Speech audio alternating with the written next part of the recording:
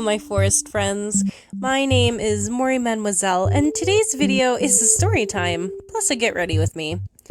As you see now, I'm starting my morning with a bit of a longer makeup routine than my normal one. This is about 25 minutes long, while my normal one is about 10 minutes or less.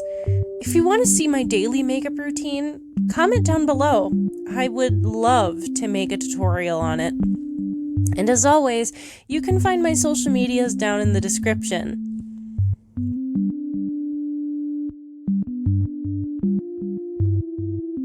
Anyways, story time! I am part of a lovely collaboration with many other Lolitas on how we got into Lolita fashion. And I thought, what a great way to actually sit down and think for 2 seconds of my life about how I actually did get into Lolita. After all, it's not super common, and I had never seen a real Lolita in public until I worked at the Renaissance Fair in 2013, so what gives? Okay, so the year is 2009, and I was entering high school. I wasn't really allowed on the internet on my own until then, and my high school provided laptops to all the students there. If you kept your grades up and your parents signed a permission slip, you could take it home. I had a computer in my room growing up for video games, but I didn't really ever find a reason to go online except for DisneyChannel.com or Neopets, so I was very much oblivious to online culture. Even though all my friends had a MySpace, I wasn't interested in social media or forums. I liked my games, and that's all. Now, with school requiring us to browse online, and also meeting some friends who were into some strange new things, I wasn't really familiar with any of it, and I was exposed to so much craziness online. Until then, I was a die-hard Sailor Moon and Cardcaptor and Naruto's girl, but I didn't really know much existed beyond that. In 2009, I didn't know much about anime aside from what played on Cartoon Network, and even then, I wasn't allowed to watch Cartoon Network, Nickelodeon, or Disney Channel for most of my childhood. So, needless to say, when my strange new friends introduced me to anime and our anime club, I was thoroughly hooked.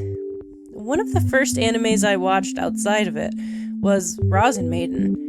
Ask me to summarize the show now, and I couldn't tell you, but boy howdy did those characters look so cute. A friend in passing told me that there were people who actually dressed like that, and I was curious, but I had too much other anime to watch. I can't remember where or when I heard the term Lolita at first, but I remember bumping into a really cool YouTuber named Lilith Gray.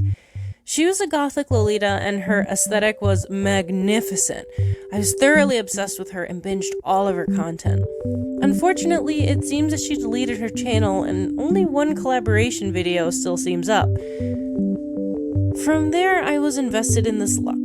I love historical fashion, and I always dress pretty mature and old-fashioned periodically.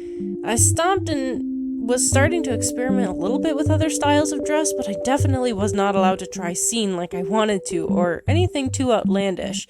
So most everything outside of what we call light academia now was barred from me.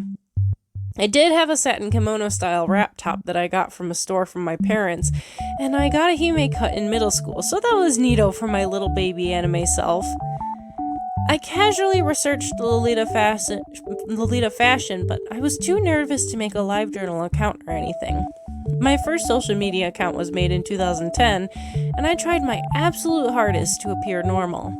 In 2012, the shackles came off, as my friends at the time were super into steampunk, and they invited me to a steampunk art gala. I did my best attempt at a steampunk Lolita look.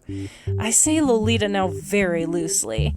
I had nothing but Rosin Maiden and a few Tokyo street snaps as inspiration, so I was kinda doing my own thing.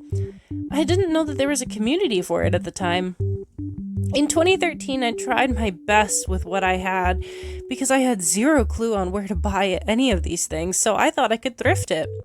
I made a Tumblr around then and started as a vintagey Tumblr, but quickly discovered Mori K and left Lolita on the back burner. From Mori-K, I discovered Otome-K, and that's where I confused Lolita with Otome and my daily fashion styles. My style at the time was a very Western-inspired Mori and Otome-K, and I mistakenly called it Lolita until about 2015. This is when things really went wild. In 2015, I lived in Japan as an art teacher for a summer through my college. 3 days at work, 3 days off. This meant a lot of free time. I grew up a lot during this time, and I really learned what it was like to be independent. I went all over on my own during our times off and visited Osaka, Kyoto, Aomori, Tokyo, Chiba, and Nagoya. I really learned about Lolita fashion a lot over there. It was amazing. Angelic Pretty Tokyo was beautiful, Metamorphose, MoriMademoiselle, Baby the Star Shine Bright, and several other brands. I think it was in Nagoya that I ran into a whole floor of a building devoted to Lolita fashion. I was thoroughly obsessed. I bought a whole wardrobe of Access Femme and visited nearly every single one I could find.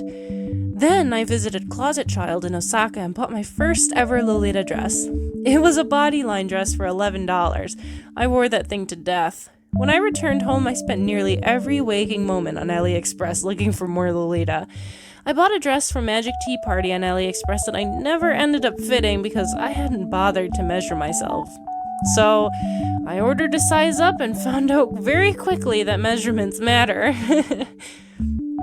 Even though now I couldn't care less about what others think of me, at the time I was very self-conscious. I didn't have many friends growing up, and less so in college, so I was worried about being experimental with my fashion statements.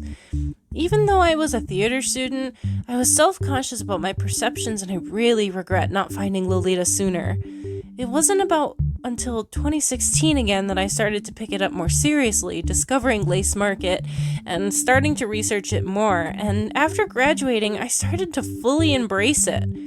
I was known as the bow girl at each one of my workplaces because I was never seen without a giant hair bow in uniform colors on my head, and in 2018, I decided that I wanted to become a lifestyler. I joined a few communities in 2019, and now I've been building my wardrobe to one day be a full lifestyler.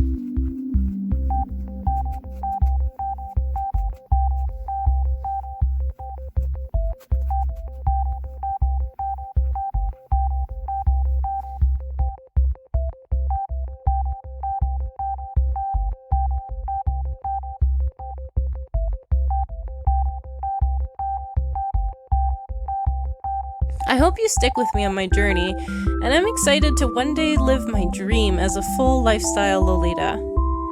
Thanks so much for joining me today, and I really hope that my unconventional story inspires you to follow your dreams and step out from your insecurities. You should be the happiest you. See you next time!